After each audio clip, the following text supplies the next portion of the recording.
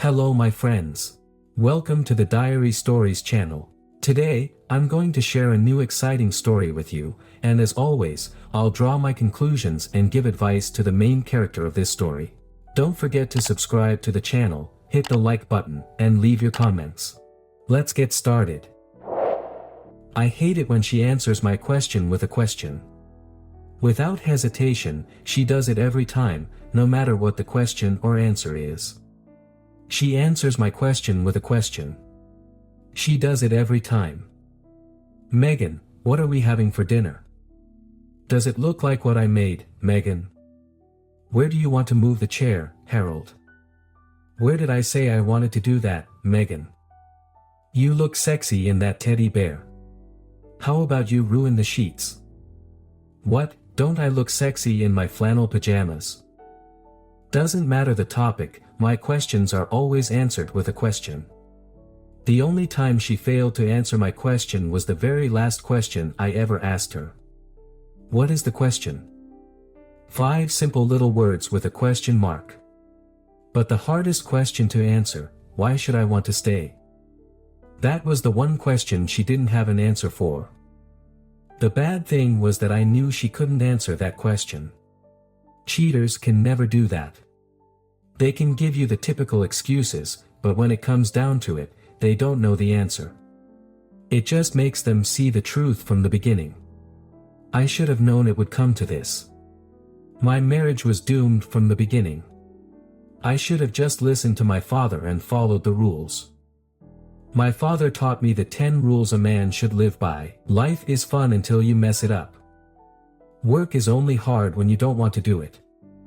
If you want to know what your wife will look like in 20 years, look at her mother. It takes a strong woman to be a good mother.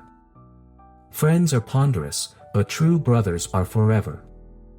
Never give your wife all your money. Cheating is worth half, no matter what the judge says. Appearances fade, but beauty lasts forever. If something looks like a duck, walks and shakes like a duck, it's a duck. My dad always said that if my mom disappeared and her purse was left behind, it was one of 2 things: she ran away or he chased her away. If he chased her away, her purse would stay because he wouldn't give her anything. My dad always spoke loud enough for my mom to hear him. Son, she will walk away with what she entered this marriage with and no more. I always wondered what makes a person so tough. It was one of the little life lessons I learned later in life. I've never been a fan of telling my life story, so I won't, but I will tell it to you briefly. I was born in North Texas to a good family, and my dad kicked my ass every day when I deserved it, and sometimes when I didn't. My mom was the backbone of our family. My sisters Kelly and Ann were always there for me, and my little brother Carlton.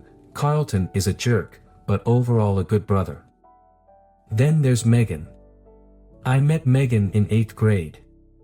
She had big teenage boobs, and it was love at first sight for me. We didn't date until my 2nd year in college. From that point on, she was my girlfriend. For those of you wondering why it took us so long to become a couple, ask her father. This man was like the old con, you know, the classic dog. If a male came within 1 foot of his daughter, he barked like a damn bloodhound. It took him 3 years to let me sit on their porch, then another year just to call her, and then it always sounded like he was eavesdropping on the phone before she could ask him if I could ask her out. He'd yell, no. So believe me when I tell you that he surprised the hell out of me when I asked for permission to marry Meg, and he said, yes, son. The bastard just called me son. For the last 6 years, I've been called a bastard, a dumbass fool, and just as importantly, a king of. But now I'm his son. Deal with that. For me, married life was great. Our honeymoon was amazing. I was 22 years old at the time. Life with Megan was anything but boring. For the next 15 years, life was hard but good. We worked, we played, we made love, and we had children, in fact, 3 kids, Tommy, Jessica, and Paul, our little angels. It wasn't until our 25th year when everything exploded. The only thing that kept me from leaving the country was the kids. 2 of the 3 kids were out of the house, and the third was headed for the exit.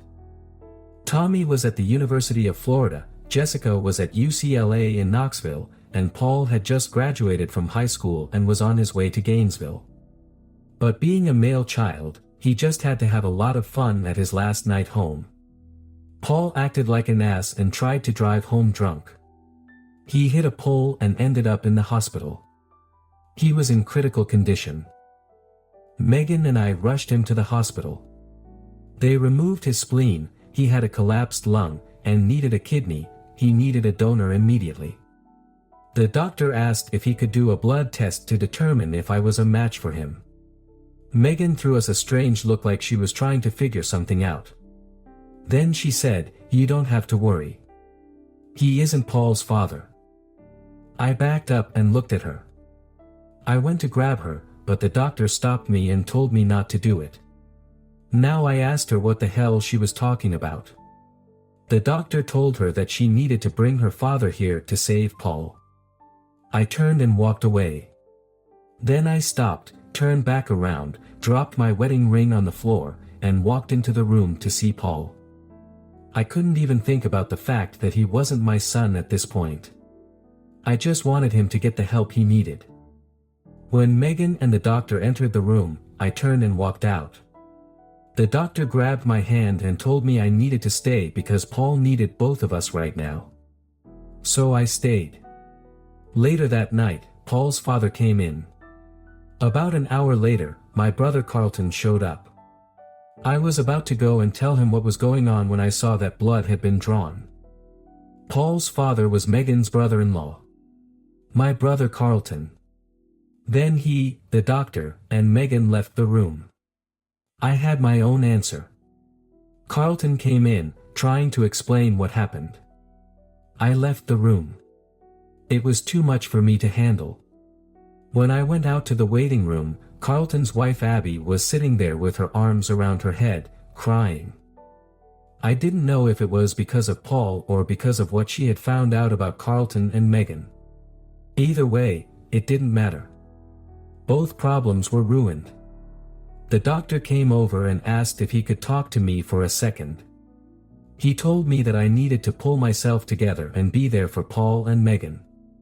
They were going to need me. I asked him, "How do I do that?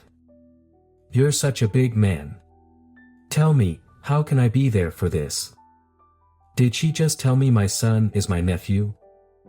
She's been sleeping with my brother for God knows how long, but we've known for at least 18 years because Paul is his son. And what am I supposed to do with Carlton? I can't call him my brother anymore. What kind of brother is it that has his brother's wife and leaves him to raise the kids? But since you're a doctor, maybe you can give me something for that. Maybe you can get me some goggles to detect walking. Do they have a pill after they get this cheating girl and my brother out of my life?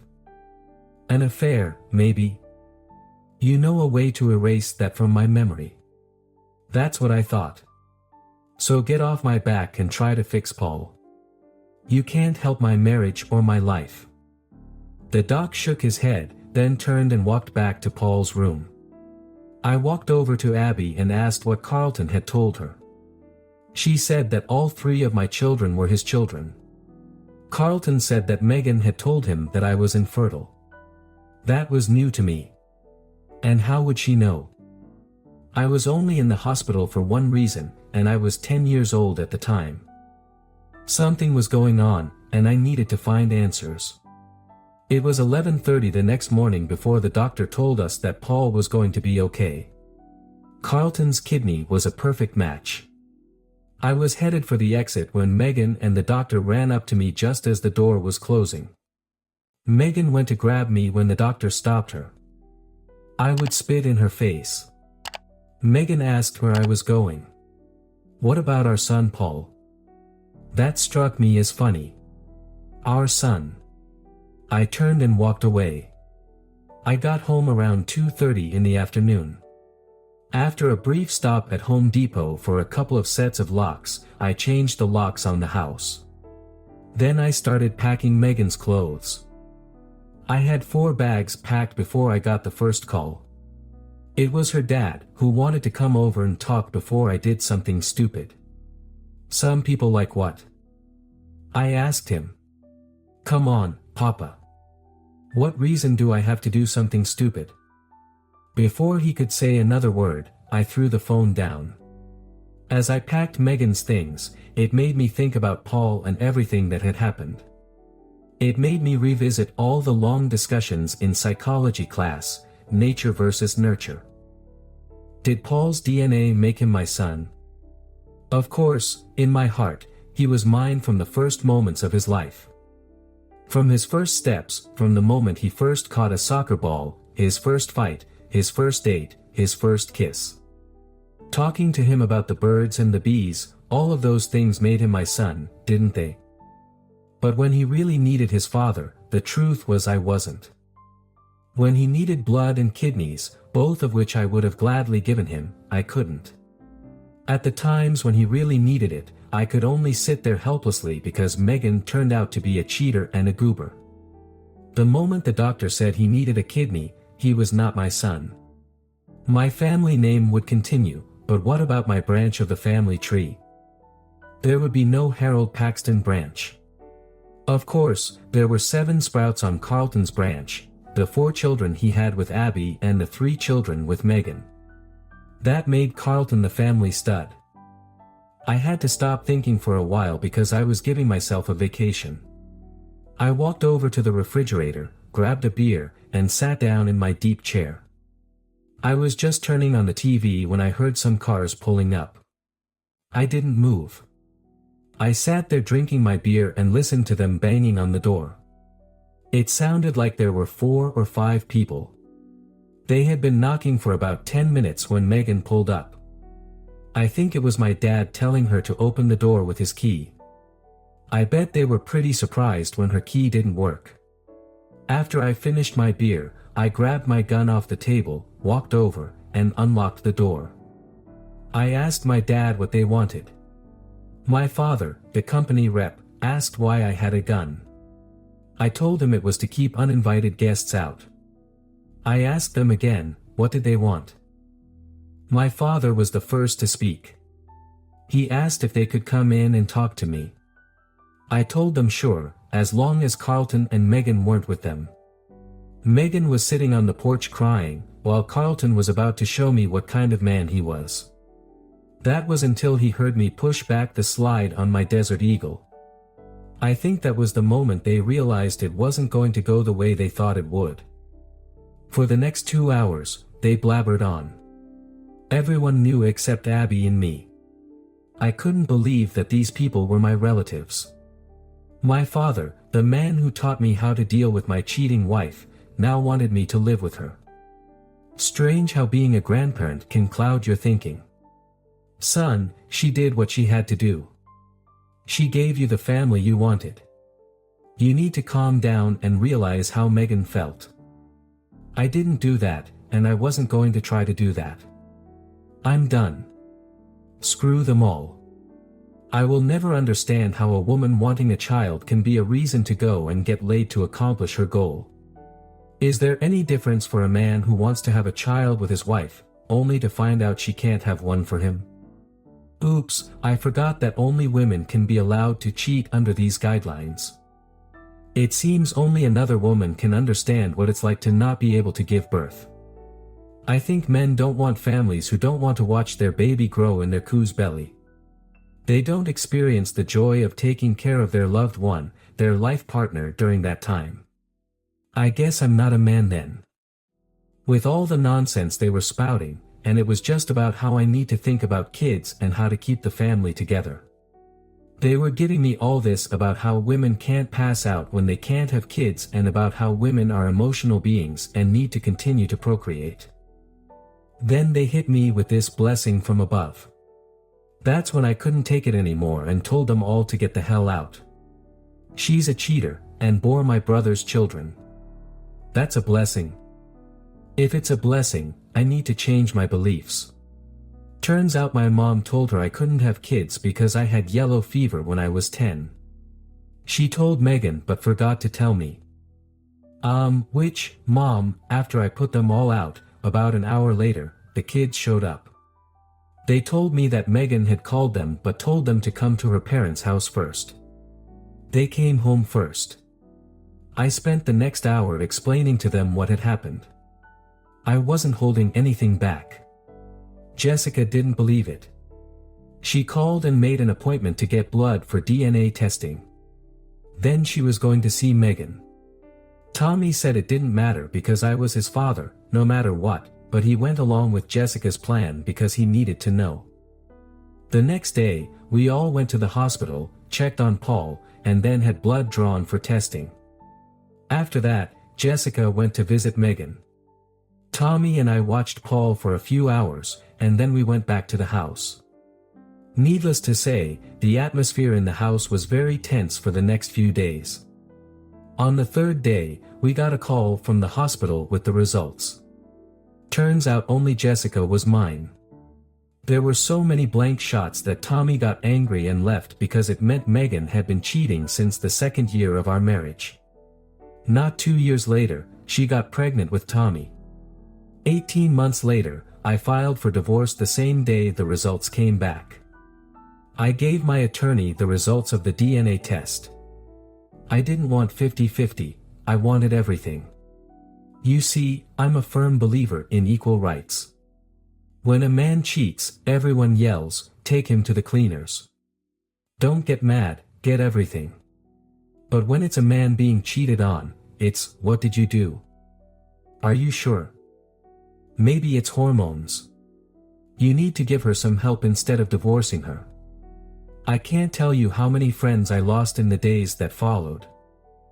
I lost both my parents and in-laws because they knew all along. At the final meeting, Megan asked for 30 minutes alone. After 25 years of marriage, 23 years and 4 months of lies, but who's counting? I could have sat down and heard one more lie. Even during our last meeting, everything was in question. "Harold, haven't I been a good wife to you, Harold? Think about it. Are you missing something after all the love we've shared? Do you really want to tear us apart? I mean, really, Harold? Why do you want to leave?" I gave her 30 minutes, but in the end, I asked her one question. It wasn't a hard question, but it was the one question she didn't have an answer for. I spent the next 10 minutes summarizing everything that had happened in the last 2 years of our marriage. Then I asked Megan why I should want to stay. Then I got up and left. The divorce was finalized in 90 days.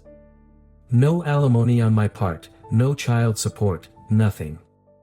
Megan ended up paying me $1,350 a month in child support for 5 years. There was no house to put on the market, I gave the house to Jessica.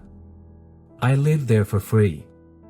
When it comes to our finances, I had no job and therefore no paycheck. I quit the day before the DNA results came back. She cheated on me for 20+ years, and some judge was going to make me pay her for it. I don't have any money in the bank, I used it to pay Paul's medical bills. Nothing from nothing leaves nothing. The only good thing was that Abby stopped by to let me know that my parents, along with Megan and Carlton, were planning to ambush me to talk to them and be a family again. Abby and I spent the next 3 hours making plans and playing. Carlton was stupid because Abby had 38 DD. I won't tell you what else she had because I wanted to use it again. But by the end of the day, Paul, Tommy, and I had to go on a cruise during their visit. When we got back from the cruise, Jessica informed me that my attorney was ready to file a lawsuit against Carlton for 23 years of unpaid child support.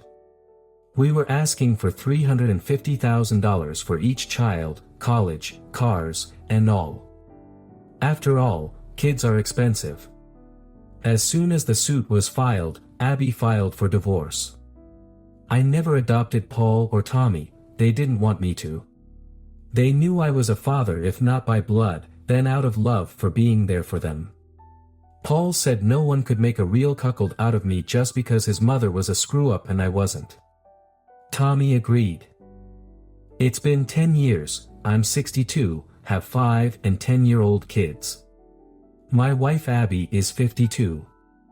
Yes, Abby told me, I'll never admit it, but I like spending Carlton alimony on nice things for my kids. And no, I didn't marry Abby out of revenge. It doesn't hurt me one bit to rub our relationship in Carlton's face. Megan, well, she told Jessica that she would wait until the end of time and get me back someday. Even Jessica laughs at that. My parents are burning holes in Jessica and Abby's ears.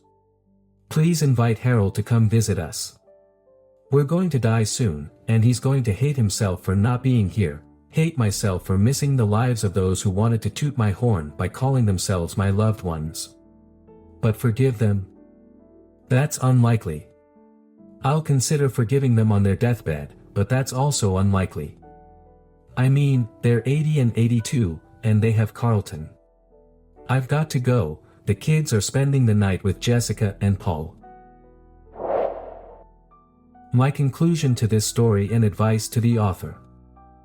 Seek professional help. Consider talking to a therapist or counselor to help process the emotions and challenges you've faced. Professional guidance can offer valuable insights and coping strategies. Build a support system. Surround yourself with supportive friends and family who genuinely care about your well-being.